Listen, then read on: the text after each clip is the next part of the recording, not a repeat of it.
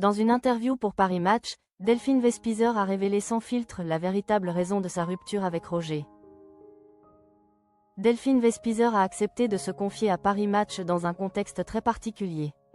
Pour la saison 12 de l'Île de la Tentation, l'ancienne Miss France est retournée au Mexique, mais cette fois-ci, ce voyage n'était pas seulement professionnel. Elle a fait le choix de partir avec son compagnon Roger Erhardt, sorti tout juste d'un coma après un lourd traitement contre un cancer. L'animatrice a expliqué que cette période de tournage s'était déroulée sous le signe de l'amour et de la fragilité, loin de l'image habituelle de l'émission. Delphine Vespizer, un retour au Mexique marqué par l'émotion. À la question d'un possible retour de flamme, elle a répondu sans détour. Longtemps je n'ai pas voulu répondre à cette question parce que, moi-même, je ne savais pas tout à fait où j'en étais. Mais c'est mon âme sœur. Et les gens le voient sur mes réseaux sociaux, donc oui, on est de nouveau en couple. Elle a ensuite raconté comment leur séparation avait été suivie d'une période où elle s'était laissée séduire par une autre histoire. On a été 8 ans ensemble et on était très heureux. Ensuite j'ai fait une petite. J'ai entendu un joueur de flûte et j'y suis allée pour voir, j'aimais bien la musique. Mais tout ça sonnait faux. C'est finalement la maladie qui les a rapprochés, c'est la maladie qui nous a réunis à nouveau avec Roger. Au début j'étais là pour m'occuper de lui et, au final, c'est la personne que j'aime le plus au monde. Elle a décrit avec émotion le mélange de peur et d'amour qui l'a poussée à rester à ses côtés. Je suis quelqu'un de passionné.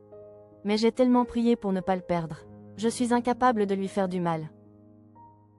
Un amour reconstruit dans l'épreuve. Delphine Vespizer a aussi raconté la réalité du rôle d'aidante, et combien cette expérience l'a transformée. Elle a expliqué que Roger, qui avait longtemps été son soutien, était devenu dépendant d'elle pendant les soins. Elle a raconté comment elle avait insisté pour rester à l'hôpital, jusqu'à être autorisée à dormir sur place. Au début, le personnel médical m'empêchait de rester pour la nuit. Ils m'ont finalement laissé et j'ai dormi à l'hôpital pendant 1 mois, je faisais partie du traitement. Elle a décrit cette implication comme une force qui avait aidé le malade. Ça a fonctionné, au point que les médecins ont fini par me remercier, parce que tous les proches ne s'investissent pas autant. Puis l'ex-Miss France a évoqué leur départ au Mexique, seulement 2 semaines après le réveil de Roger. Malgré les risques, elle a refusé de laisser la famille décider à sa place. Quand il dormait, alors que sa famille parlait déjà d'enterrement, j'ai dit non. J'ai dit, dans 2 semaines il part avec moi, en fauteuil ou debout. Elle a décrit la difficulté de voir l'homme qu'elle aimait perdre ses repères. Il ne se souvenait plus de notre histoire. Je me suis retrouvée seule avec nos souvenirs. La gardienne de notre vie de couple.